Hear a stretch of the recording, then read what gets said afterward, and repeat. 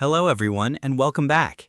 In today's video, I'm going to show you how to enable or disable Memory Saver mode in the Google Chrome web browser on your PC. Memory Saver can help Chrome use less memory by deactivating tabs that you aren't currently using. So let's get started. First, open Google Chrome on your computer. Click on the three dots in the top right corner of the browser. From the menu that appears, click on Settings. Once you're in the Settings menu, look at the left-hand side and click on Performance. Here, you'll find the Memory Saver option. To enable Memory Saver, click the toggle switch next to Memory Saver to turn it on.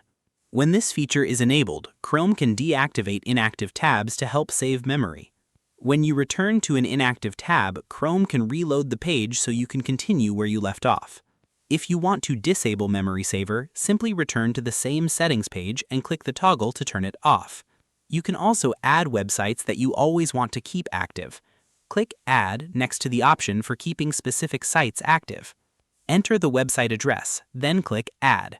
Chrome will keep the websites you add active even when Memory Saver is turned on. Once you've finished changing your settings, simply close the Settings tab. Your changes will be saved automatically.